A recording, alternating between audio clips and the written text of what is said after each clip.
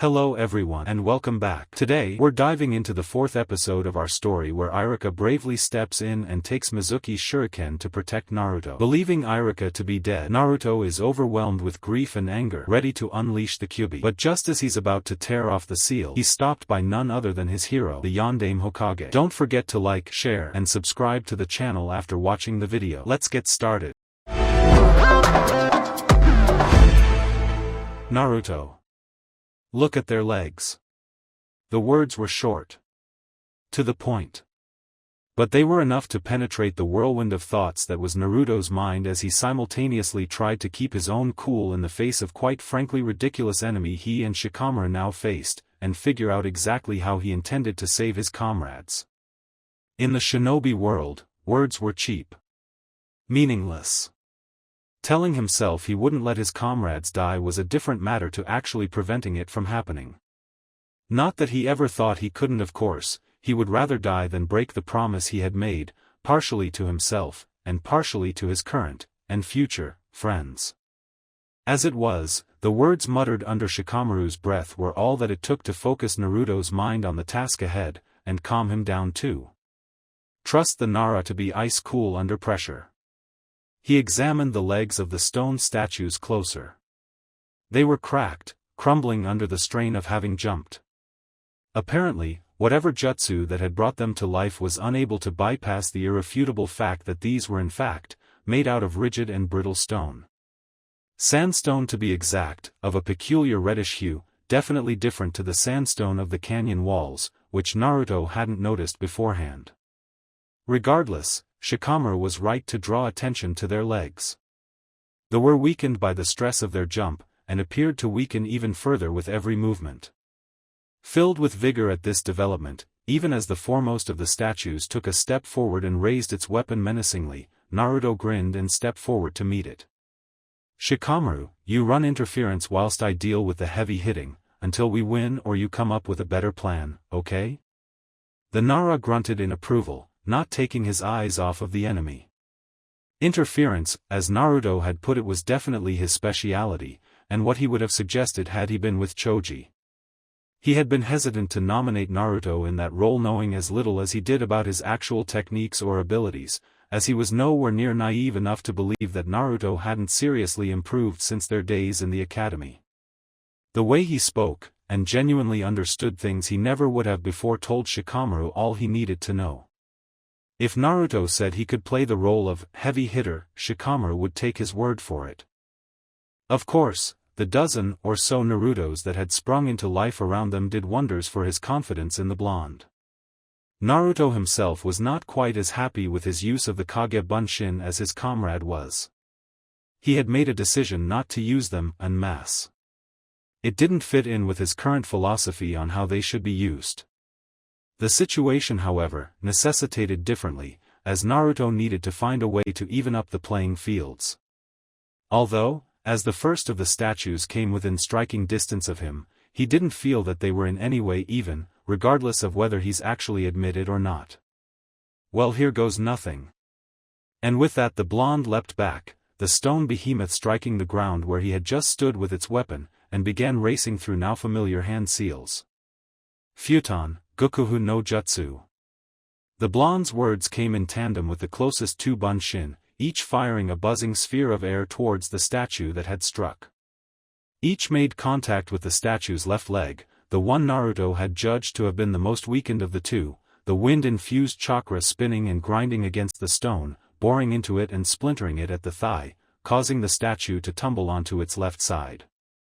Almost immediately, a separate pair of leapt above the fallen statue, struggling to stand without its left leg, the animated rock apparently not having realized its leg had been sheared at the thigh. Futon, de Tapa. This time Naruto would admit his technique wasn't perfect, it was the most recent one he had managed to learn, and by far the most difficult of the two Futon jutsu he knew. Regardless, the technique did its job. The blonde had reduced the overall area of the wind-infused chakra he expelled, but as a result had increased the density and ferocity of the attack, the two bunshin's jutsu tearing into the statue's torso, grinding it down, almost entirely into granules of sand. Just as the two bunshin landed, a pair of the stone statues upon them, bringing their fearsome swords to bear upon the copies of the blonde. One of the bunshin didn't react as quickly as required and was destroyed by the solid stone sword aimed at its skull. The second was more successful, bringing its Sansetsuken above his head, just barely having the strength to use a horizontal block to defend against the attack. Several of Naruto's bunshin dashed towards the fray, releasing a volley of Futon, Gokuhu no Jutsu, pushing back the pair of statues with several crushing blows to the torso, knocking them back into the ground. The feeling of accomplishment at having disabled the trio of statues was, however, short-lived. An alien, ghoulish green haze surrounded the area where the remains of the first statue lay, and Naruto couldn't help stare in wonder as at first, disintegrated sandstone moved towards a central point grain by grain. Within seconds, the movement of sand was so significant it was almost as if the ground itself was shifting and transforming, possessed by some maniacal demon of infinite power. Then, a peculiar symbol made itself clear on one of the larger pieces of rubble. A strange, blood-red marking on the stone, glowing as though imbued with the chakra of the Kyubi itself. And it was towards this piece of rubble that the sand gravitated, the stone growing and mutating, until the statue itself had been reborn anew, as if not a thing had happened. It stood, towering above the blonde, who had frozen stock still, flabbergasted at the turn of events, not even noticing that the same thing had happened to the two other statues he had destroyed. Transfixed and paralyzed by the combination of horror and shock at what he had just seen, Naruto simply stood whilst the remade statue once again raised its sword, preparing to strike the blonde down in a single clean blow, crushing him under stone. Ducking and weaving through another series of attacks from the onslaught of Hitoshi, whose strikes and lunges never seemed to let up or give way, Kakashi grimaced as he saw the statues Naruto had just destroyed rebuilding themselves. Admittedly, it was a very impressive jutsu, and even though Kakashi had his Sharingan eye active, he couldn't figure out how it worked, even though he suspected Fuinjutsu. What had made him grimace, however, was the fact that it was essentially two totally green genin facing the jutsu. Talented, they may be, but almost every shinobi with experience knew that it was the key to staying alive in a decidedly deadly profession. Blocking a lunge at his throat from the kunai-wielding missing Nin with his own kunai, he leveled a kick at the man's ribcage, landing his blow with a sickening crunch, sending Hitoshi skidding away from him on his back. Using the leg still on the floor to leap, Kakashi jumped backwards, avoiding the slash of a kunai from the earth aimed at his legs. Not even a moment later, the protruding arm had been engulfed in flames from a Katan jutsu from the Sharingan-wielding jutsu. Shooting a glance at the recovering Hitoshi, Kakashi attempted to seize the initiative as the situation his genin were in took a turn for worse, with Naruto directly in the firing line. Pumping chakra into his legs, he made to sprint to the aid of the blonde. Doton, Doraku Geishi. The jonin skidded to a halt, leaping back from the defensive wall that erupted in front, giving him time to use his kunai to help deflect and dodge the hail of stone bullets that had erupted from it. Now Hataki. Eiji spoke, smirk evident on his face as he stepped out of the stone wall he had created. I told you before. Your fight is with us. Kakashi glared holes into the man, although it was painfully apparent to the Konoha shinobi that he was more frustrated with himself than anything else. He wasn't as fast as he used to be, his lax attitude to his own training had seen to that in the years since he had left ANBU. And now, his comrades, a trio of genin no less, were in danger because he was struggling with a pair of opponents that, should his own bingo book entry be believed, should be causing him nowhere near as much trouble. Naruto, you need to move, now. It had taken Shikamaru's strained cries to shake Naruto from his stupor. It took him less than half a second after that for him to realize he had frozen. Just shut his eyes and accepted death. Gritting his teeth, he scrambled back as Shikamaru's Kagemain no Jutsu failed, allowing the statue's sword to slam into the ground where the blonde had been standing. Thanks, Shikamaru. Naruto shouted out, even as a pair of statues set themselves upon him, forcing him to leap over a horizontal slash directly into the chest of the offending statue. Planting his feet against its stone torso, he bent his knees and flipped backwards, allowing the sword of the second statue to crash directly into the first, cleaving it in two. Had he not been quite so shaken up, he would have remarked on how badass that probably looked as he landed on the ground almost perfectly. In truth, the statue's movements were slow and cumbersome, allowing for Naruto to take advantage with the increased mobility Yugo's and more recently, Jiraiya's taijutsu training had afforded him.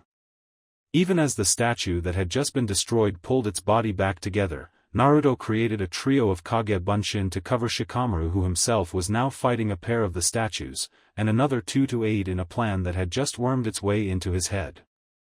"Shikamaru, do you have an explosive tag?" Naruto cried out, as the two statues reconverged on him. Shikamaru replied with a grunt in the affirmative as he once again extended his cage mane, preventing the destruction of a Kage Bunshin. "Leave those statues to the Bunshin and get a bit closer, I have a plan." Deactivating his cage mane as one of the Bunshin's futon jutsu slammed into the head of the statue, shattering the faceless appendage into thousands of pieces, he moved closer to Naruto, into a position from which he could support the blonde in whatever plan he had come up with. Suddenly, another half a dozen Kage Bunshin popped in place, as the rest of the stone statues began to move forward, attempting to surround the pair of genin. Already, the Nara was beginning to think moving closer to the blonde had been a poor tactical decision. "I think these are made with Fuinjutsu." Naruto sounded innately confident with his theory, even as yet more clones burst into life to counter the growing number of statues attempting to join the battle. The Nara was lost for words at the feat that until now had barely registered with him. He was well aware of the Kage Bunshin technique, and the fact that any more than one of the solid Bunshin would have put him down with chakra exhaustion. Naruto was throwing them out for fun. He wasn't even out of breath. Then there was the fact that only a month or so ago, the blonde wouldn't have been able to tell you what Fuinjutsu was, let alone be able to identify its use in the middle of a fight. "I'm gonna try to destroy one again. Break it up enough so we can see what I thought was a seal. Then, when I do, nail it with the tag, okay? I haven't got any better ideas, Naruto. Are you sure you can pull that off more than once? Your chakra has to be running out by now, and I haven't got the muscle to even stand a chance against more than one or two of these things. I have more than enough, Shikamaru. Besides, they'd have to put me down for good before I'd let them get to you or Hana, whether or not I had enough chakra or not." Naruto had hesitated, because that wasn't strictly true. In fact, he'd only really begun to feel any significant loss of chakra after the last bunch of Bunshin. He didn't particularly want Shikamaru, however, to start getting too curious about exactly where he got his quite frankly massive reserves from. Whilst he knew the people his age would have to find out eventually, it could most definitely wait until he was ready to tell them on his own terms. Noticing that the Nara had accepted his answer, and started to prepare his explosive tag, Naruto put his fledgling plan into motion. Two more Kage Bunshin appeared either side of him as the first of the stone statues broke through the Bunshin he had created to help keep them at bay. They leapt forward, whips of lightning extending from each of their hands, crackling as they wrapped themselves around limbs of the statue. Yanking as hard as their straining limbs could manage, and increasing the amount of chakra they pumped into the jutsu, they tore the statue's arms and legs away from its torso, leaving the body of the statue momentarily suspended in the air. Futon, de Tapa. The Kage Bunshin joined the original Naruto in performing his newest technique, and in an unusual moment of clarity in the moments before the vicious, cutting gale caused by the trio of Naruto copies hit its mark, the blonde noticed he had improved, if only a little, with the jutsu. Naruto's accuracy with the jutsu was once again exemplary, the raging torrent of chakra-infused air colliding with their target at breakneck speed, grinding at the statue's body, causing it to crumble at rubble, just as Naruto had managed the first time. And, just as the first time, an eerie red glow in the center of the pile signaled the start of the reconstruction process. "Shikamaru, now!" Naruto shouted, leaping back from the area close to the temporarily defeated statue. The Nara hadn't needed to be told, and already having prepared the tag, was simply waiting for Naruto to get out of range of the explosion, before throwing the tag towards the source of the glow that was emanating from the pile of rubble, a light fizz, the only evidence that the tag he had wrapped around a kunai to provide the weight required for it to make the distance, was a live explosive. If Naruto was being honest, the explosion was underwhelming. He had only ever really seen one when he had used his bunshin to avoid one in the genin test. He could have sworn it looked much bigger when it was meant to blow him to smithereens. Disappointing as it may have been to the genin who, whilst having matured, still liked a good explosion every now and again, who didn't, after all, the tag did its job, launching the already loose rubble across the canyon in all directions, and illuminating the darkened area inside the canyon rather well. Neither Naruto or Shikamaru could resist a grin of triumph when, as the smoke from the explosion cleared, and the red glow from the seal was not visible, and the remains of the statue were showing no signs of pulling back together. It was only to be a short-lived triumph as Naruto felt the last of his bunshin that had been fighting the remaining statues was destroyed by a punch to the chest from a one-armed statue, and that statue turned to face the genin. Right. Naruto started, his voice uncharacteristically serious. We know they're held together by some kind of seal. Now, from what I know, the seal will be where their chakra is orientating from, and is what makes them so hard to destroy. From what I know, for the seal to work, the seal itself needs to be continuous, like a circuit. So what we need to do to ruin them, is break the circuit. Except it's not as simple as that, is it? We can't see the seal, unless it's actually reconstructing them, and they won't have placed all the seals in the same place on each of them. Even you, Naruto, has to run out of chakra at some point, and I've only got another 5 tags. We can't carry on like we are. Shikamaru finished Naruto's train of thoughts on his behalf, the lazy drawl that usually graced his tone mysteriously absent. Well, we'll just have to think of another way to beat them then. I won't let them hurt my comrades. Naruto spoke as if it was the easiest thing in the world, any lack of confidence he may have had not given away by any of his movements. Even as he summoned yet more Kage Bunshin and moved to confront the approaching stone monstrosities once more, he didn't falter. Shikamaru sighed as he formed the hand seal for the one family jutsu he had actually learned. Shikamaru, however, knew it would make little difference. He was relying totally on Naruto. And he didn't like it. Lazy he may be, but Shikamaru cared about his friends, and Naruto, even though they had rarely spoken in their days at the academy, and he had only just gotten to really know the blonde, was certainly his friend. The thought that his laziness would ever endanger any of them had never even crossed his mind. No, he didn't like this feeling of helplessness at all. He hated it.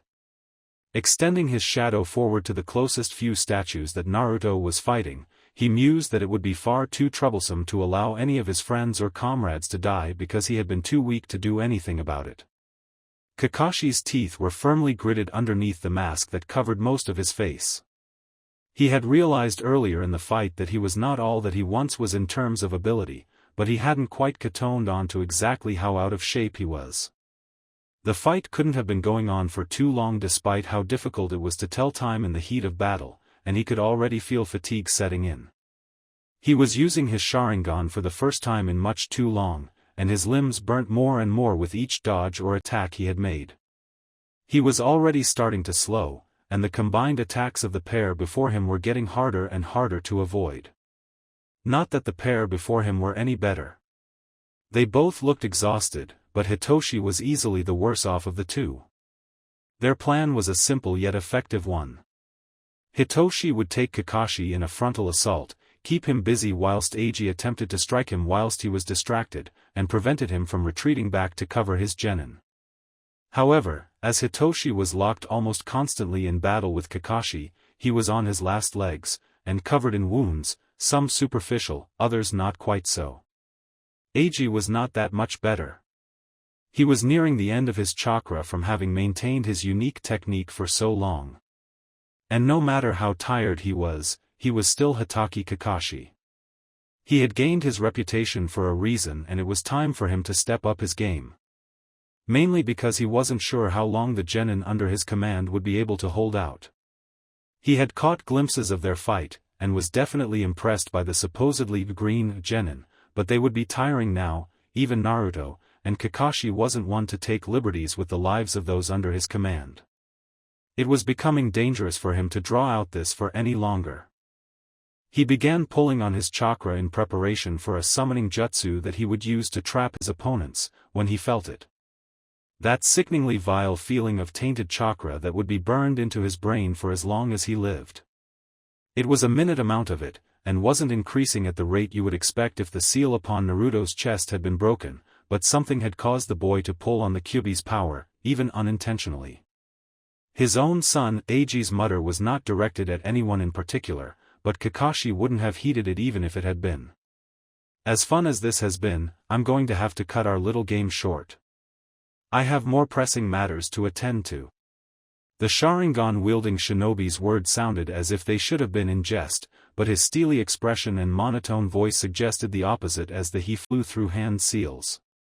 He had to end this now and stop the seal from releasing any more of the Kyuubi's chakra, or they were all as good as dead. Shikamaru, for the second time in only a few minutes, found himself cursing his own weakness as he ducked and weaved between the relentless, albeit slow and cumbersome strikes of the statues that he now faced, alone. He had allowed himself to get separated from the blonde he was fighting alongside, pushed away and isolated. And all it took was a glancing hit from a thrust aimed at his heart to put his teammate out of the game. He had partially dodged, and the stone weapon had jarred his shoulder rather than pierce his heart, but the blow had sent him tumbling to the ground, with what he was certain was a fracture on his left shoulder. All Naruto had seen was the blow and the statue that had struck the Nara tower over him as he attempted to scramble to his feet. It was as though the rest of the battle had disappeared, and all Naruto could see was Shikamaru about to be crushed by the next blow. He dived out of the reach of the statue he had been fighting, and flew in Shikamaru's direction. However, the blonde's inexperience shone through, and his tunnel vision was punished with extreme prejudice. One of the statues had landed fierce punch to the side of Naruto's chest as he ran, sending the genin tumbling across the clearing, smashing him into the far wall of the canyon. That had been a minute ago now at least, and a ragged Shikamaru couldn't help but fear the worst. Even above the din of battle he had heard the cry of the only medic Nin of the team, and the few strangled sobs that had escaped her lips since. Shikamaru wasn't sure if a blow like that would be able to kill a person, but he was sure that it could cause damage that would, if left untreated. At any rate, he knew Hana would not have reacted in such a way if it were not serious. It had been his fault. Naruto had been hurt because Shikamaru hadn't been willing to put in the work. And now, as he leapt back from another attack, clutching his shoulder as his left arm hung limply by his side, he realized that unless Kakashi could defeat his opponents in time to save him, he had little chance of living to regret his mistakes, let alone learn from them. He vowed secretly that if he did live, he would beg Asuma-sensei to train him and his team properly. He ducked under a horizontal slash from the statue directly in front of him, and was forced to dive between its legs as a thrust from another of the reanimated statues attacked from the left. He grimaced as the landing jarred his shoulder, and rolled instinctively to the right as he caught movement out of the corner of his eye. It was a wise thing to do as yet another statue attempted to stamp on the genin before he could get himself to his feet. Unfortunately, it wasn't enough. He hadn't even seen the stone behemoth approach from the side he rolled towards, and was too slow reacting when it did. It slammed its sandstone hand against his shin, trapping him in place, and breaking the bone cleanly. Shikamaru didn't think he had the air left in his lungs to scream, but a cry of agony forced its way from his throat regardless. Held in place on his back by the cold, lifeless hands of one statue, he gazed directly at the nightmarish head of another, searching desperately for a pair of eyes to look into, forgetting between the pain and fear that he would find none. What he did see was the sword of the statue standing over him raised for the killing blow. Pain. Quite possible more pain than he'd ever felt. His ribs, arms, back, legs. They were on fire. He tried to move, only his fingers at first. Even they sent shivers of pain through him, jarred him as he tried to form fists. Arms next.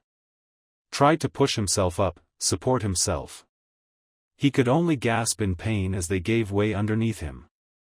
He hadn't realized just how out of breath he was. What had he been doing? Fighting? He had to have been. It was the only explanation his clouded mind could provide. Where was he then? He couldn't seem to find the answer. A scream. One soaked in pain, rather than fear. Deathly terror gripped him. His eyes forced themselves open, even as his head swam, and vision blurred. He tried to make sense of what he saw in front of him. It was blurred. He could only make out silhouettes, but he felt a furious, feral anger build.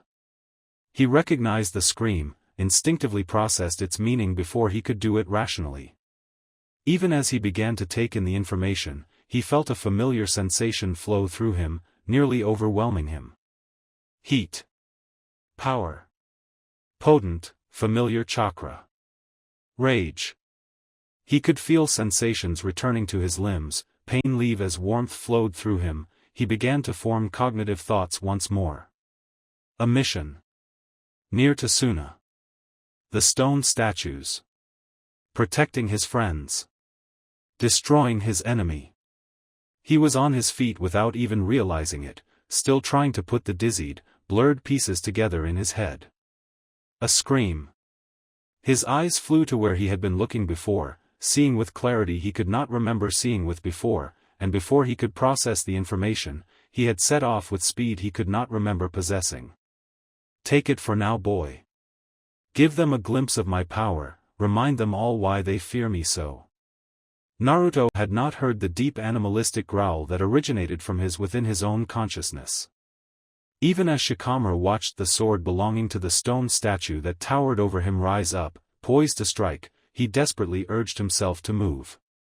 Every one of his aching muscles strained to get loose from the vice-like grip the other statue had on his leg, or even to simply avoid the coming attack. But he didn't have the strength left, and he knew it. But then, out of the corner of his eye, he caught a glimpse of red. He barely had time to turn to see it before it was up close and personal, barreling into the statue about to finish him off, splintering its body into hundreds of pieces upon impact. It turned in mid-air, landing on the ground for the briefest of moments before turning its attentions towards the statue that pinned Shikamaru's against the floor. Get your hands off of my friend. Naruto's voice came out closer to a guttural shout than his normal voice, and the blonde didn't give the statue an opportunity to comply with his demand, launching himself at the faceless monstrosity, right fist pounding straight through the statue's sandstone head, shattering it before withdrawing his Sansatsuken, which was practically aglow with the strange red chakra Naruto appeared to be emitting. Shikamaru couldn't help but stare at the strange energy that seemed to billow around the blonde, twisting around him, creating a maelstrom of what appeared to be vortexes of red chakra. He couldn't wrap his mind around it, nor the feeling that seemed to accompany its presence. A terrifying feeling that seemed to penetrate to the Nara's core, one of unquenchable blood lust and hate, that was only amplified by the manner in which Naruto struck out at the beheaded statue's torso with a horizontal smash, cleaving the body of it in two. The blonde turned to face him, eliciting a quiet gasp of shock. Whatever that chakra was, it had changed his appearance, with the whisker marks that Shikamaru had always assumed were whisker marks deepening and becoming thicker, and his canines had elongated slightly, making him resemble some kind of animal. The most shocking change was in his eyes. They had changed from their usual bright and energetic blue, to a shade of red not dissimilar to that of blood, and Shikamaru couldn't make out any emotion other than anger in them. Naruto winced a little at Shikamaru's reaction to his gaze.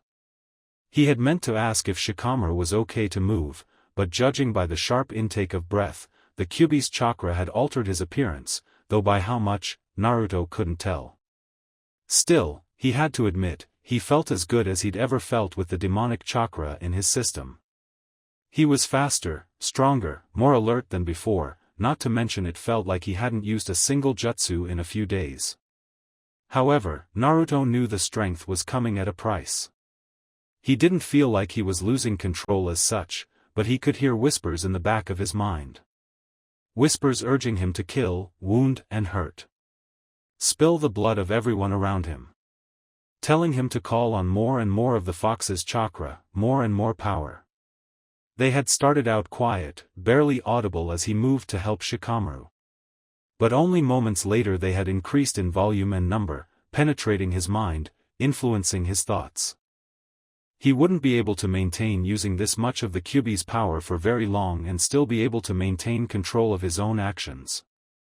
And the blonde wasn't about to lose control again. He knew he didn't have a second chance where the Kyuubi was concerned. He'd have to end it as quickly as he could, and with as little chakra as possible, a task made all the more complicated by the fact he could feel the Kyuubi's chakra increasing in his limbs whenever he moved, in order to facilitate his enhanced speed and strength. In other words, with every movement or slight exertion, he was pulling on more and more on the Kyuubi's power, the rate at which he did so increasing relative to how fast he was moving, or amount of strength he was using. What's more, he could no longer feel his own, personal chakra. It was like it had been superseded by the Kyuubi's once he allowed himself to draw on the fox's chakra.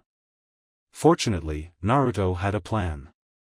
He wasn't sure whether or not he would be able to get all of the statues, and it would draw upon more of the fox's chakra than he could handle. If he had have thought it through a bit more, he would realize it was reckless, and would need to come off almost perfectly to avoid causing himself some quite serious harm. But he would also realize it was all he had. Silently, he created a pair of Kage Bunshin who headed over to Shikamaru, and lifted him, doing their best not to put any stress on his shoulder, and placed him with Hana, who had stopped working on Baki the moment Naruto had begun to use the fox's chakra. Realizing she had been distracted by the events around her, a glaring mistake for a medic nin, who are expected to be able to work on patients in the heat of battle without being distracted by the events around them, she moved to check the Nara's shoulder and leg. They were both broken, although the shoulder was in far worse shape, with the collarbone shattered at the location of impact. Mentally, she decided the best course of action would be to administer a pain-killing jutsu, and continue work on the Jonin, who had been nearly ready to move. The Kage Bunshin had since returned to the side of their creator, who was preparing to make his move. 3 more Kage Bunshin appeared alongside them, and immediately the group made to surround the statues, who had begun to move towards them. Futon, Gokuhu no Jutsu. Each of the Narutos shouted simultaneously. Several spheres of chakra-infused wind that seemed to glow red, much larger and more intense than anything he had used before, erupted from each of them, tearing into the group of statues that they had seemingly rounded into a tight group. Naruto had aimed for the legs, where weak points still remained on most of the statues, and the result was devastating. Each sphere ripped through several sets of legs before dissipating, causing almost all of the statues to crumple in on themselves in a heap on the cold sandstone floor, leaving only a pair of the stone giants standing, but Naruto was not done. His Kage Bunshin leapt into the air, using chakra to get the required height needed to get into an aerial vantage point from which they could all focus the jutsu they were each racing through the hand seals for. The original had stayed on the ground, forming his own set of seals, at a more reserved pace. Futon, Detapa. The cry of Naruto's Kage Bunshin came the moment they reached the peak of their leap, each unleashing a veritable storm of raging winds, that tore viciously at the statues in the group, chakra-enhanced blades of wind grinding and cutting the collapsed statues into piles of rubble before them. The original only briefly had time to marvel at how potent the Kyuubi's chakra was compared to his own, before returning his focus on the jutsu he was about to perform. He thought he had moved Shikamaru far enough away to not be at risk, but he couldn't be sure, especially not whilst using the power of the fox. He had only ever really used this jutsu properly a few times, and he had never been able to keep as much control over it as Jiraiya could. Time was up, he noted, as a familiar red glow began in several places amongst the rubble of the statues, as they began to reform.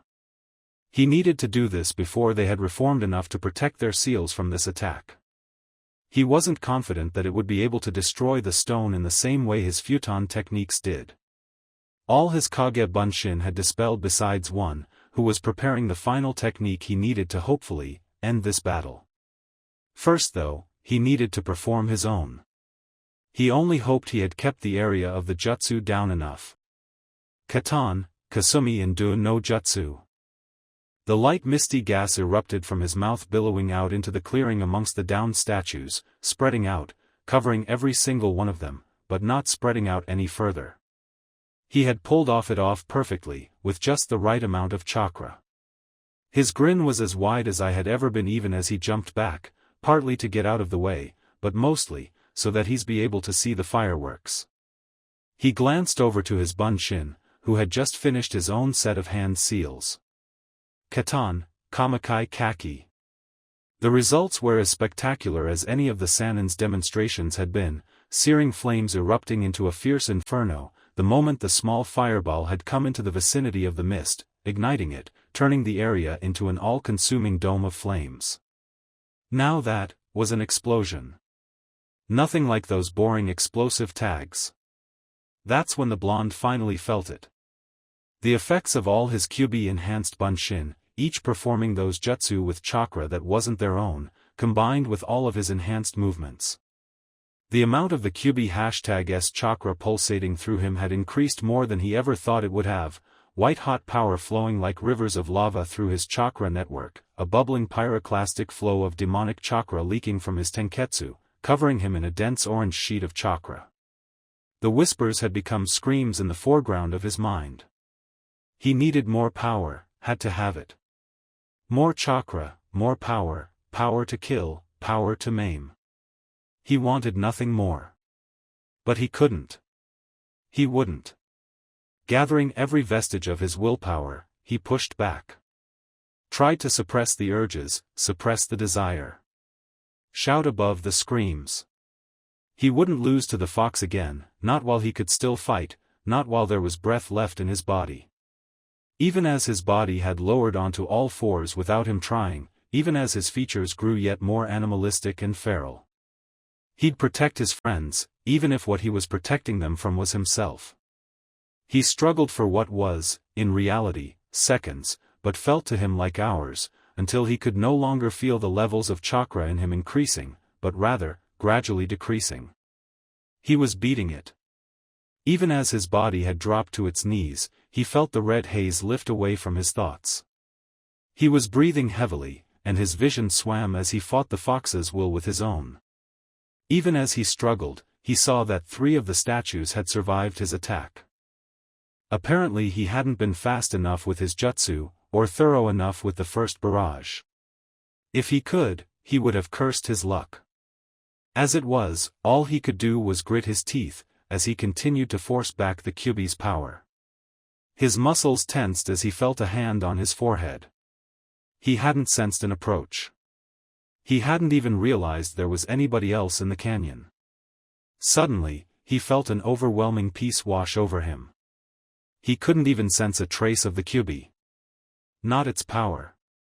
Nor its bloodlust, or its hatred. Just peace, and calm. But, even as he fell forward into unconsciousness, a voice he recognized alleviated his worries. He would sleep without concern for his friends, because he now knew they were safe. Rest, Uzumaki-san. You fought impressively. I will take care of the rest. And Yuzuki Yugo, even with her ANBU mask on, was not one to lie to a comrade. She had watched Naruto's fight from the beginning, and was stunned at the blonde's progression, even though she had taught him.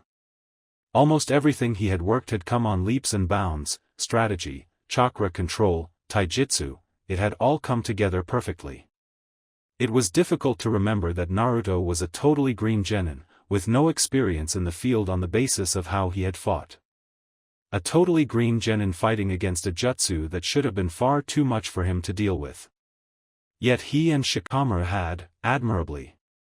The way in which Naruto had spurned his comrade on, just by being himself, had also not gone unnoticed. But there was no escaping the fact that this was an incredibly advanced technique, and Naruto and Shikamaru were just genin. She knew she was going to have to intervene, especially since Kakashi was struggling with his own battle. It was just a matter of when. When the chakra cloak had begun to form around the blonde, was her signal to move. She had been briefed by Jiraiya before he had left about the basics of Jinchuriki and control, and knew Naruto had taken on more of the Kyuubi's chakra than he could handle. Incredibly, as she placed the demonic chakra suppressant that Jiraiya had given her as a precaution on him, she noticed that he had fought back much of the demon's power himself. However, now she had to deal with the rest of these statues, and go and aid Kakashi with his own battle. Wordlessly, she drew the first of her katana and turned her attention towards the towering figures that had given her student so much trouble. Kakashi was just about as relieved as he had ever been in his whole life, even as he dodged a wild strike from Eiji. Yugo's intervention had been timely to say the least, given the wildly fluctuating chakra levels Naruto had been expending as he had fought for control with his tenant, and the fact that Kakashi was really in no position to do anything about it himself. The Jonin had wildly underestimated the capabilities of the Kekkai Genkai that Eiji possessed, and now he had very little chakra with which to finish his own fight. His plan had been pretty simple really, perhaps too simplistic, even though it is often the basic plans that tend to work the best. Lay down a cover with the smoke bombs, and use his Kuchios, Doton, Suga no Jutsu, a tracking jutsu where his nin dogs would locate and trap the enemy in the smoke, leaving them vulnerable for Kakashi to finish off with his Raikiri, a lightning technique designed to kill. It had only half worked. Eiji had been fast to realize the basics of Kakashi's plan, and even though two of the dogs had managed to grab hold of him, had disappeared underground too quickly for the others to get a proper hold on the ninja. Hitoshi, however, had not been so lucky. Trapped under the weight of 4 if the dogs, including a particularly large brown specimen, with its considerably powerful jaws clamped onto his shoulder. He was a sitting duck, and one that didn't stand much of a chance since Kakashi was already on the move towards him, Raikiri prepared. The Konoha Shinobi aimed for the heart. Hatake Kakashi rarely missed with any jutsu. It was even rarer that he missed with his own technique. Now, for the first time since he had left Anbu, he felt the warm, crimson-red liquid soak into his sleeve, as Hitoshi's punctured heart struggled to beat its last. He looked into the eyes of his enemy, as the life drained out of them, his Sharingan burning the image into his brain to join the hundreds of others that already existed there. "Hatake, you bastard!" Eiji's enraged cry was expected by Kakashi, who spun round to block the attack, leaving Hitoshi's body to unceremoniously crumple on the floor, still bleeding from the gaping wound carved into his chest by Kakashi's jutsu. Now, Kakashi found himself beset by a furious assault from the remaining enemy shinobi, not unlike the ones Hitoshi himself had been using to allow Eiji the opportunities to strike.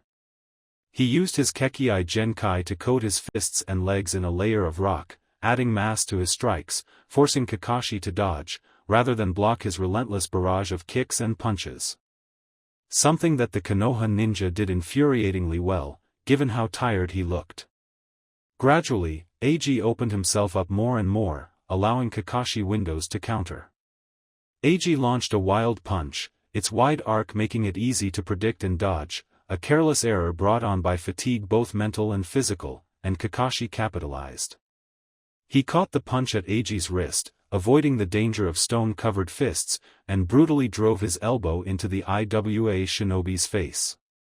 Staggering backwards, clutching a broken nose that was leaking crimson down his face, he is in no position to block a powerful kick aimed at his chest that sent him tumbling to the ground, momentum taking him a few feet away from where he had originally stood. "What I still don't understand," Kakashi began, walking slowly towards the downed Iwa shinobi, a kunai in hand, prepared to deliver the final blow, "is how you managed it all. Taking Baki down, killing the rest of his squad, the Fuinjutsu on the statues and then fighting me is no small accomplishment for the pair of you. Who has been helping you? Where are they?"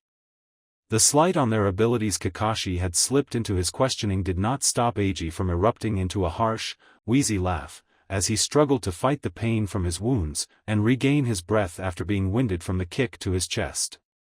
"Telling you wouldn't make a damn bit of difference. You're a dead man whether you know who's after you or not.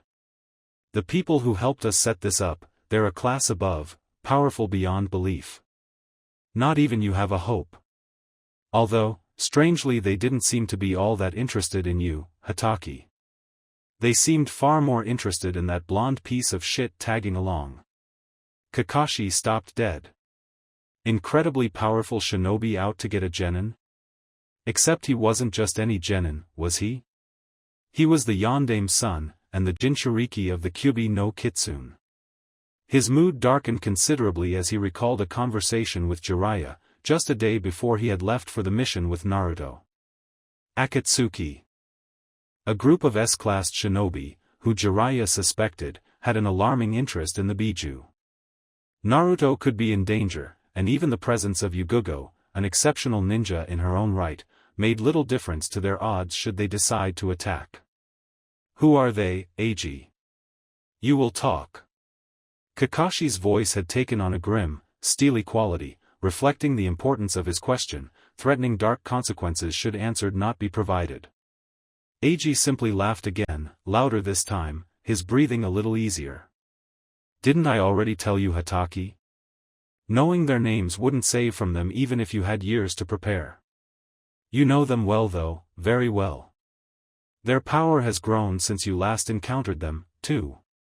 They are called Ag stopped suddenly in mid-sentence as his body began to shake and judder uncontrollably, his limbs contorting in spasms of pain. Kakashi couldn't help but look on in morbid fascination as pitch-black markings began to spread out from the Iwa shinobi's forehead, lines spiraling and weaving their way around him in strange, otherworldly patterns.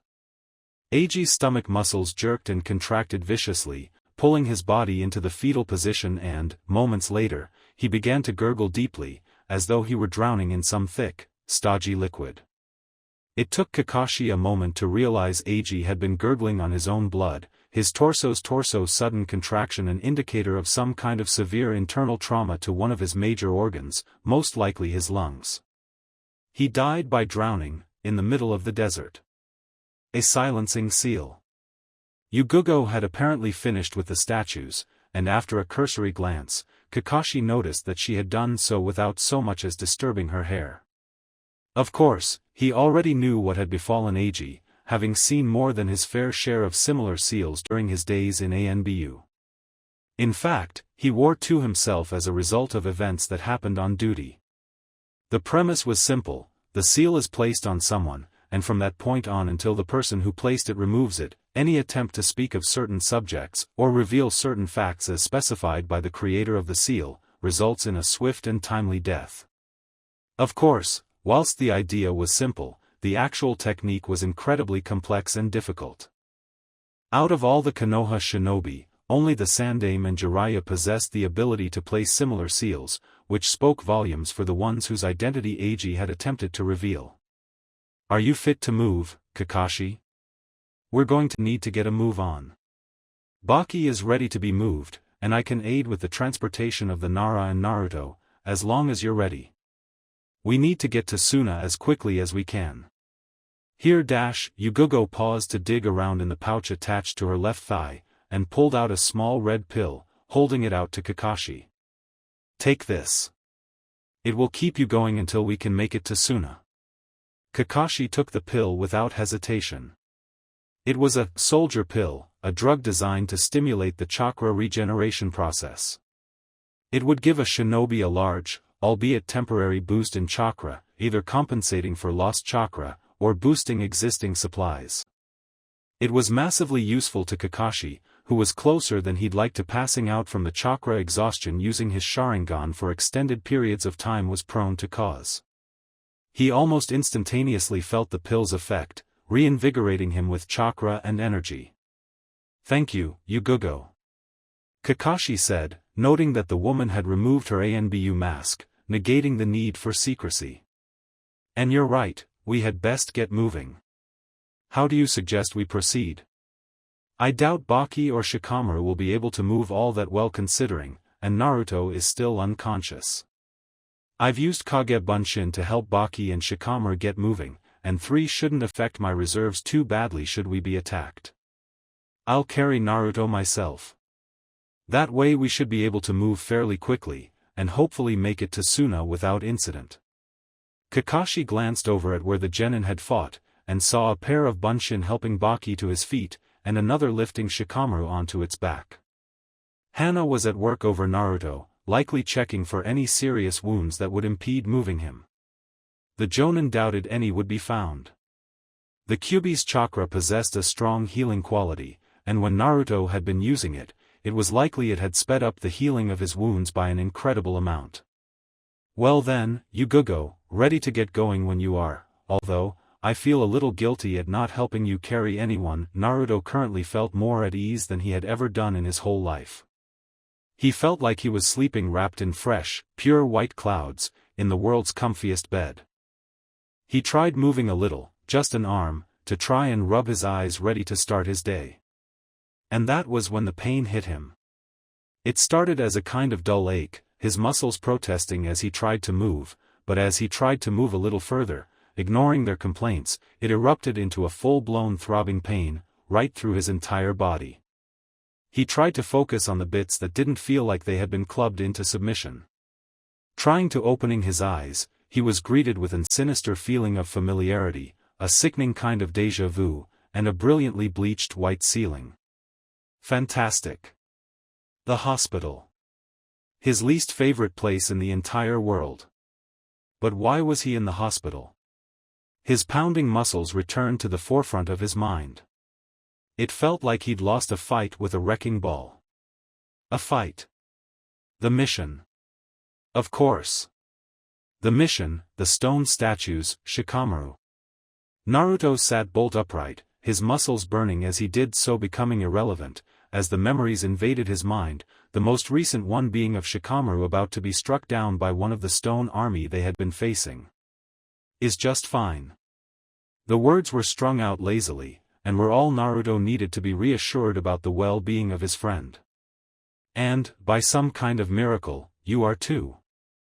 What happened? I can't remember anything after you got pinned down by that statue. You happened, Naruto. Shikamaru sighed heavily at Naruto's confused expression, and began to explain what had happened to Naruto, noting with some interest Naruto's discomfort when he mentioned the red chakra the blonde had used during the fight. Both Kakashi and Yugo had brushed him off when he had asked, which only served to pique the Nara's curiosity. It appeared that Naruto was a veritable web of mysteries and unanswered questions. As soon as you got the answer to one, there was another two waiting to ensnare you. And once we made it to Suna, the three of us who fought and the Suna Jonin, Baki, were admitted to the hospital. You had chakra exhaustion, which is pretty serious business. You've been out for 2 days now, but they patched me and Baki up soon enough. Broken bones are easy enough to fix after all, although I'll have to take it easy for a bit. Naruto couldn't help but notice Shikamaru seemed absolutely delighted at the idea of taking it easy. So, what do we do now? I mean, the mission is over, right? The Suna Jonin is safe, so what's the plan? Good question, Naruto. This time it was Kakashi speaking, entering the room looking untouched, almost as though the events of a few days ago had never occurred, familiar orange book in hand.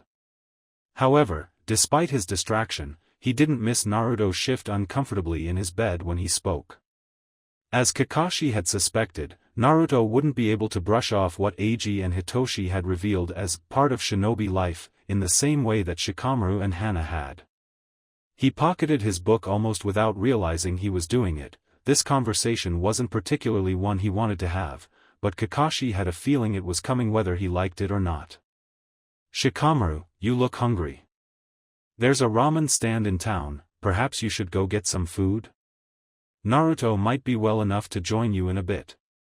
The smile hadn't left the Jonin's voice, but the serious nature of his voice gave away all it needed to the Nara. Shikamaru glanced between the Jonin and Naruto, and sighed heavily, almost dragging himself to his feet, and finally made for the door.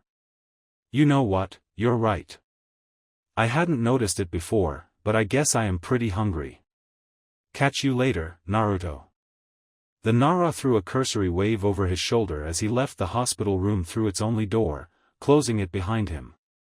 Kakashi-sensei, the words died on Naruto's tongue as he racked his brain for the right way to approach the topic that was on his mind, the so-called Raiden massacre. I'm not totally stupid, and I'm not nearly as naive as I was when I graduated. I know ninja have to kill as part of their missions. But they said the number was 27, all of them genin. Even during a war, I don't understand what kind of a mission dash, it wasn't a mission Naruto. Kakashi sounded tired beyond his years, like the retired, grizzled old veterans that Naruto would occasionally see around the village. Scarred, wounded old men and women, each never having totally recovered from the damage countless battles and comrades lost causes to a human, both physical and mental. Each had their own tales, some of glorious victories, some of epic, monumental battles, even more of the many heroic figures Konoha has, but most of all, tales of tragedy and loss. A teammate, friend or lover, gone before their time. A shinobi from the age of 5, thrust at that age into the fires of war, Naruto briefly supposed that he was one of those grizzled-own veterans. Then how did it happen? If you weren't on a mission, I mean. Naruto found himself unsure about whether he really wanted to continue to press Kakashi on the matter, well aware that he was likely dredging up some of the man's most tortuous and painful personal demons. He knew Kakashi was not a bad person, which was precisely why hearing that he had done such a thing had unsettled him so much. How on earth did someone like Kakashi end up doing something like that? Naruto couldn't fathom it. In order to understand why I did what I did, I'll have to tell you a little about myself and my team at the time. Kakashi sat down next to Naruto's bed, all the while considering exactly how much detail to go into about his past. Early on in my shinobi career, I was obsessed with the shinobi code of conduct. I lived by them, followed them without exception. When one of my teammates was captured by an enemy during the war, I was even willing to abandon her in order to complete the mission we had been assigned. Naruto felt his fists clenching as Kakashi spoke. What he was talking about went against everything he stood for as a shinobi, every fiber of his being, and everything his father, Kakashi's own sensei, stood for. Yet, from what he knew about Kakashi, it went against his nature, too. However, my other teammate insisted that we save her before continuing with the mission. He changed my mind, helped me see that I was wrong to blindly follow the code, helped me to see that comrades, and friends, were more important than the rules. And we made to save our comrade, and we did. But, in the battle he was killed, and his dying wish was that I protected the teammate we had fought to save. It was only after his death, that I realized he was the closest thing to a friend I had ever had. Kakashi inhaled deeply, and exhaled in turn, trying to keep the emotions surfacing from talking for the first time about his old teammates since the yondaime had died, as in check as he could. After that, the war dragged on, and eventually, thanks your father, was drawing to a close. My remaining teammate was on a routine patrol without me, and they were ambushed. She and the rest of the squad she was with were killed. I had broken my promise to my best friend, and my only other friend had just been killed. A few hours after the news of her death had reached our frontline base, a reconnaissance team returned, having found a newly established IWA base, not far from our own. In my head, I put 2 and 2 together, and got 5. I was so angry, that I lost my cool, and made the assumption that those in the stronghold were responsible for her death. I went after them, alone, and attacked the base. I don't remember much of the initial attack, but after a while, it became clear that those inside were not responsible for the attack on my teammate's squad. It was a detachment of newly minted genin, with a pair of chunin commanders, put in place, essentially, as a decoy to distract our recon teams, and lead them away from the bases that contained their main forces. It was a tactic used by both sides, and an unspoken rule existed to capture, rather than kill such detachments, since most were fresh academy graduates in a time when average graduation age was 8 years old. I didn't even realize what I had done until I had killed almost everyone inside. In the end, it was the 4th who stopped me, and took me away from the base and brought me back. Kakashi stopped, suddenly unsure how he should continue. Naruto was dead silent, taking in what Kakashi had said, and the way he had said it.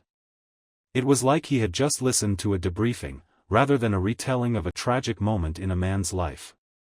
Kakashi had intentionally tried to avoid delving too deeply into the way he felt about what had happened, and perhaps belatedly, Naruto realized that the man was still grieving deeply, both for his comrades and his enemies, and felt a pang of guilt at having disturbed memories that had likely been left untouched by anyone other than Kakashi for a long time. However, Naruto found himself understanding Hatake Kakashi more than he ever had done. What would he have done if he had lost two friends, two of his precious people? He couldn't claim he would be any different. He wasn't sure he'd want to be. But that realization raised uncomfortable questions about the world all shinobi lived in. Naruto had all his life strove to become a shinobi, not just to gain, but also to give. He wanted to help people, save them from evil. Some would call it noble, others childish, naive. It didn't matter to him, he intended to stay true to those goals.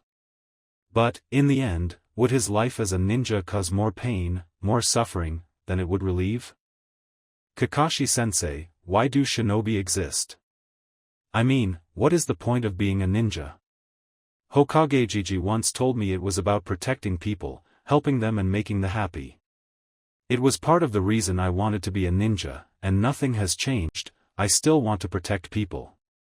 But Naruto trailed off, trying to piece together what he wanted to say from the whirlwind of thoughts in his mind. But it seems like the entire shinobi world is trapped in some kind of cycle of revenge and hatred, right? We fight a war, and the time between that war and the next is filled with people taking revenge for their losses in the first. Killing the person that killed their loved ones, and the loved ones of the person taking revenge in return. Kakashi finished on behalf of the blonde, well aware that the issue was beyond the scope of what any young genin should be considering. The blonde just nodded in agreement, still trying to process the leap their conversation had made, find some kind of solution in his head, so it would all make sense. I think it's something that every shinobi discovers, in their own time, and most simply accept it, carry on with their lives until either they succumb to it, or retire. Your father and Jiraiya, his sensei, both spent their lives trying to find an answer, trying to stop the cycle. Jiraiya, I believe, has been looking his entire life, and still is. To the Jonin's surprise, Naruto brightened as Kakashi spoke. I guess that settles it then. I'll find the answer.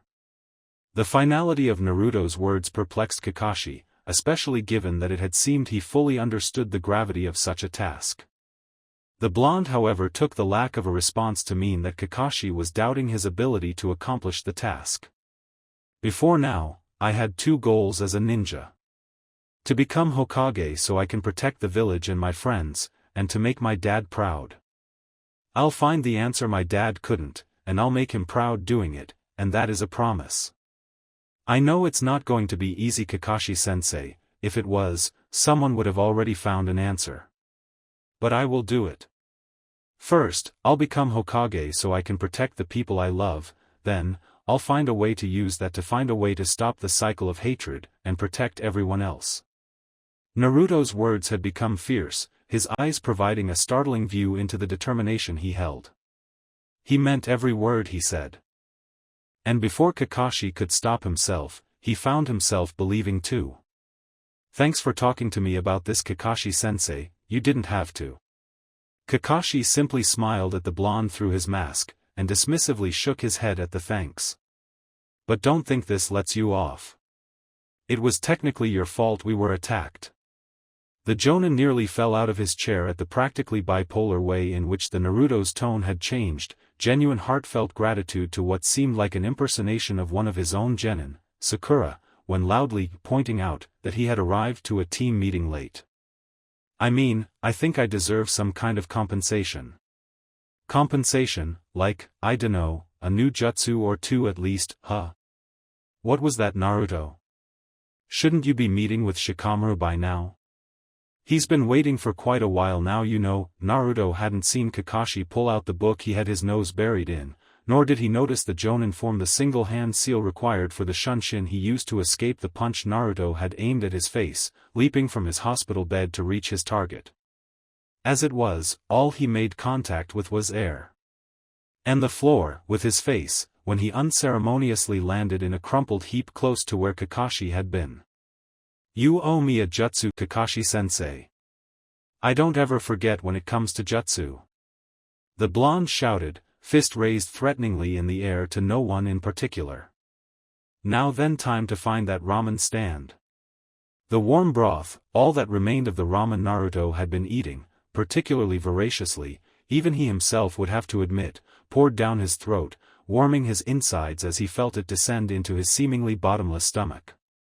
He couldn't help but smile as he began raising his hand to order yet another pristine white bowl of his favorite meal from the chef, who himself wore a grin, as since the pair of Konoha shinobi had taken a seat at his stand, takings had been particularly good. He had every right to look smug, Naruto briefly considered. His ramen was nearly as good as Tuchi's, the man who owned Ichiraku's, his favorite restaurant, the man who in his expert opinion, cooked the greatest ramen in the world. Another steaming bowl had soon found its way under his nose, and he thanked the chef enthusiastically, and began eating, enjoying both the food and the sights and sounds of the strange place that Naruto found himself in, not to mention the company of a more subdued than usual Shikamaru, his teammate on their recently completed mission. After talking with Kakashi, Naruto had been allowed to leave the hospital in order to eat with the Nara, something he was infinitely glad for. He hated hospitals more than almost anything he could think of and had desperately wanted to leave it from the moment he had woken up. However, equal to his desire to leave the hospital, was his desire to explore Sunagakure, the shinobi village he now found himself in. And even during the brief walk to the ramen stand where Shikamaru had been waiting, the village didn't disappoint. It was the first shinobi village he had ever been to outside of Konoha, and he couldn't help but stare and gape at almost everything in the village, much akin to the many civilian tourists who traveled to Konoha. Everything was built from the sandstone that laid all about in the rockier areas of the desert that surrounded the village, rather than the brick and timber used for construction in Konoha. It was all so different, the shapes of the buildings, the way the people dressed, the very air he breathed held a different feeling to Konoha's, parched and hot, like it was trying to make him dry up and turn to sand even as he walked, all so very alien, and yet, it was all so familiar.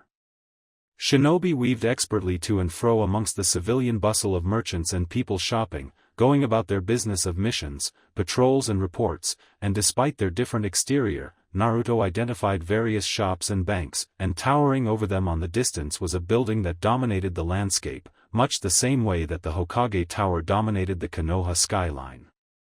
Not only that, but the blonde could feel eyes on his back at all times, although he couldn't see anyone following him, and he knew that he was being watched by the local Suna equivalent of ANBU Black Ops, as often he was in Konoha, albeit for different reasons. At the forefront of his mind, however, was naturally, how similar the ramen stand here looked to Ichiraku's. He glanced sideways at Shikamaru, who was still only on his first bowl, and had spent more time playing with his food than eating it. The Nara seemed to be lost in thought, which wasn't exactly unusual. However, it didn't take a genius to notice that he was definitely more somber than usual. Shikamaru had apparently noticed Naruto's not exactly subtle concerned glances and turned to the blonde sitting beside him. "Naruto, can I ask you a question?" Shikamaru spoke tentatively, seemingly unsure of himself. Naruto simply nodded, gesturing for Shikamaru to continue, not wanting to speak with his mouth full whilst the Nara was trying to talk about whatever had been bothering him. "Why do you try so hard? To become strong, I mean. Before you always said you wanted to be Hokage, but it's not hard to see you've changed a little since those days in the academy. Is that still the reason, or has that changed as well?" "Yes and no, I guess." Naruto began, searching his mind for the words to express how he felt. "I still want to be Hokage, but I suppose the reasons I want that have changed. Before, it was to gain the recognition and the attention of everyone in the village. I guess I wanted the love and respect that the old man has now, you know?" Shikamaru nodded in understanding. Everyone knew Naruto was an orphan, and not particularly well-liked, although the idea that the reason for this was because of his reputation as a prankster was highly dubious in the Nara's eyes. At any rate, it was obvious why that would have appealed to the blonde. "And now? I get what being Hokage really means," Naruto answered, as though it was the most simple thing in the world. "A Hokage has to be the best, not because they want people to care, to see them, but because they're the ones who have to protect everyone. Every ninja, every civilian, a Hokage has to be able to ready to fight for everyone, no matter what it takes.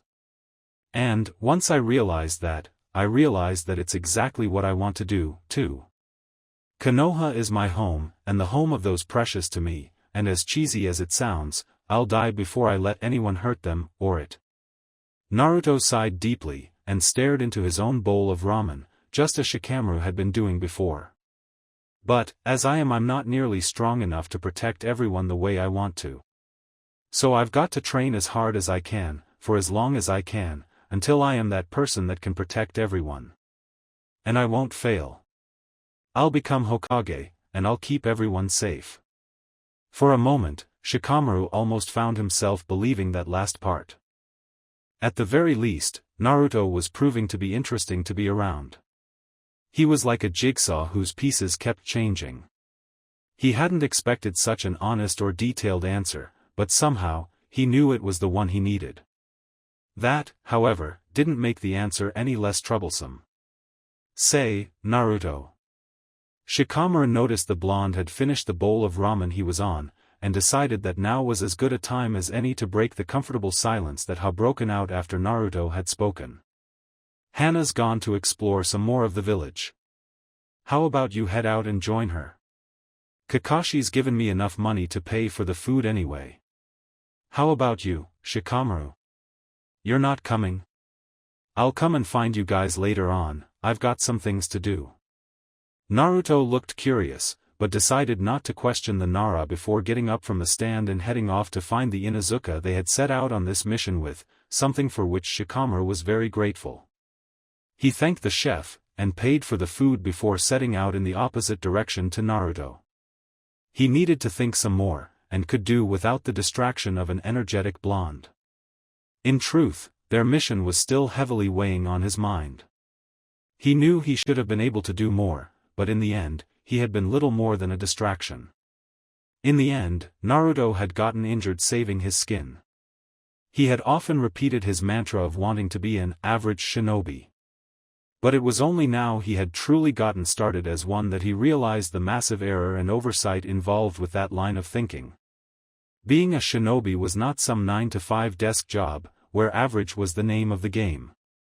The average die more often than they live, or someone dies trying to keep them safe. He, or a friend could be killed because the Nara wasn't as good as he could, or should be. Yet, could he just back out? Could he really leave those same friends to risk their lives as shinobi, whilst he went and took an easy civilian job? It was out of the question. When he had been assigned to Asuma, his Jonin sensei's team, and they had discussed their dreams and plans for the future. When he had heard Shikamaru's average life plan, Asuma had chuckled, and smiled knowingly. He had told him that his attitude wouldn't last past his first few missions. Now, the Nara thought he understood what he had meant. All of a sudden, Shikamaru got the feeling that him being requested for this mission had more to do with his own sensei, than the Hokage himself. It didn't matter either way. Shikamaru had made his decision. He guessed he didn't have much choice in the end, because he, like Naruto, wouldn't be able to just stand by and watch his friends fight. Which really only left him with one option, no matter how very troublesome it was. I said apologize, you bastard. Naruto's voice escalated the more he repeated his command to the Suna shinobi in front of him again. The blonde hadn't been walking long before he had run into Hana, who had been using her medical jutsu to help a small boy who had managed to bang their head, and had apparently been bleeding pretty badly. Naruto didn't really need anything more than the glare the Inuzuka had been sending towards the ninja that now stood before him to figure out that he was probably the cause of the problem. Unfortunately, the red-headed shinobi wasn't willing to play ball, and simply stood silently, staring at Naruto, his expression totally unreadable. I won't ask you the boy, who was about the same age as Naruto, finally rasped, as though it were a struggle just to speak. Should not stand in the path of those who are strong. Naruto raised an eyebrow at the boy's words, trying to work out what exactly he was referring to. Are you saying you did that to a kid because he was in your way? Naruto's incredulity was evident in his voice. I was talking about you. What the he dash, Naruto was cut off again, but this time the interruption came in the form of the sand he had been standing on attempting to coil itself around his ankles. The blonde jumped back in surprise, but failed to notice the tendril of sand emerging behind him until it was too late, the tentacle-like apparition swinging horizontally at him as he turned to face it, crashing into his ribcage and sending him staggering sideways. Winded, and clutching where he had been struck, the blonde created a pair of Kage Bunshin who made towards the Suna ninja, who he figured to be the cause of the weird sand. Right though he was, the Kage Bunshin were ineffective at best, the first attempting to sound out the other ninja's taijutsu by throwing a few basic punches, all of which were blocked by sand, before yet another tendril burst from the ground at speed, impacting with the underside of its jaw and dispelling it. The second attempted to attack from above with a vicious-looking axe kick, but the tendril of sand was faster, forming its tip into a razor-sharp point and piercing the Bunshin's leg, instantly destroying it. The original Naruto, having recovered from the earlier blow, moved to confront the sand-wielding shinobi himself, but as he tried to move, he began to sink into the sand under his feet, the process speeding up as he began to struggle to free himself from the sand. In only a matter of seconds he'd been dragged waist-deep into the ground, and could feel the sand compress and tighten around his legs, the pressure becoming more and more unbearable every second he was trapped. Glancing around he noticed Hana had let fly at the ninja with several of her kunai, but they were swatted away with ease. She had admitted to Naruto and Shikamaru before their mission that without her partners, the dogs that most Inuzuka fought alongside, she was pretty useless in a straight-up fight, and she had been brought along primarily as a medic. The blonde racked his mind for a way to free himself. He summoned more Kage Bunshin around him, but they were all destroyed as swiftly as the first. He couldn't move his arms to use jutsu, and his Bunshin had all been destroyed before they even had a chance to act. Gaara. That is enough. Release him. Immediately, Naruto felt the pressure around his chest loosen, allowing him to take a breath he didn't realize he had been unable to take, and he noticed he was gradually rising out of the pit onto level ground. It was Baki, the Suna Jonin they had rescued, that was standing between himself and the one he had called Gaara. I cannot apologize enough for Gaara's behavior towards you ninjas, Kakashi-san, it is unacceptable. Naruto's eyes widened when he realized that Kakashi had, at some point, arrived and placed himself between Gaara and Hana. I believe I understand the situation, Baki-san, and your apology is accepted. Although, I would say that maybe I'm not the one it should be given to. Kakashi's single visible eye was bent upwards, indicating that he was smiling, but his right hand had never left the pouch that contained his kunai. Baki himself glanced towards Naruto at Kakashi's implication, but he instead chose to turn to Gaara. Return home. Now. You will be dealt with later. Gaara folded his arms, and began to turn away from the group, but stopped short of actually leaving the scene. In a month's time Konoha is hosting the Chunin exams. He turned his head and looked directly at Naruto, and there, I will kill you. And with that, he walked away, leaving Naruto utterly speechless, for just about the first time in his life, if only for a few moments. Well, I can think of better ways to spend my first day in a foreign village. The rest of the Konoha ninjas' stay had been quiet in comparison, the group staying one further night in order to ensure they were fully rested for their journey back to their own village. For Naruto, it seemed that any apprehension he felt about the threats made by Gaara the previous day were utterly overwhelmed by his excitement to be going home. And it was true, he was looking forward to getting back to the village. His first mission had been a success, although much to his disappointment, he never managed to even get a glimpse of whatever weapon Baki had been carrying. But, as much as he was loath to admit it, he was craving the amenities of home. Not only that, he wanted to get back into a proper training routine. Catching glimpses of Kakashi's fight with the two IWA Jonins had been eye-opening to say the least. He had a long way to go before he would be even close to that level, but rather than daunted, the idea excited Naruto. It was a challenge that he was relishing. They left Sunagakure with very little fanfare, and immediately settled into a comfortable walking pace through the rocky, arid desert surrounding the village. Once again, the trio of genin settled into a conversational rhythm, with Shikamaru carefully taking in everything said by the other two genin, and Hana and Naruto excitedly swapping stories. Naruto spinning wildly exaggerated tales of his days as Konoha's most renowned prankster, and Hana responding with equally over-the-top stories of missions with her old team. Much to Kakashi's pleasure, not that he'd ever admit it, Hana had seemingly taken a liking to Naruto, despite the fact that, unbeknownst to the blonde, she was well aware of the Kyuubi being sealed within him. More than almost anything else, the boy needed friends, and it finally looked like he was gathering some to him. Kakashi supposed, given his personality, it was almost totally inevitable that he would eventually force people to see past the Kyuubi. However, Kakashi's mind could not be kept away from more serious matters for very long. Gaara, the redhead who had attacked Naruto and Hana in Sunagakure, had as good as promised to seek out Naruto and end his life during the Chunin exams in a month's time. Amongst shinobi, of course, this was a regular occurrence, however the status of Naruto and the other boy elevated this issue. Naruto was the Jinchuriki of the Kyuubi, but also almost totally inexperienced, and had not been a genin for very long at all. If it hadn't been for the presence of both himself and Yugo, whom had returned to the shadows, Naruto would never have been allowed to leave the village at all. Gaara was a different story. He had been a genin for almost a year. Had taken a good number of C-rank missions, and also undertaken a B rank, a sign of particular skill amongst genin. And Kakashi had been assured his combat record was exemplary. If that was all, the Jonin probably wouldn't have been worried. However, Gaara also happened to be a Jinchuriki, and reportedly was thoroughly unstable. That was reason for even a shinobi like Kakashi to worry. The fact that he had singled out Naruto was extremely unnerving. The blonde didn't know it yet, but he had some serious work to do.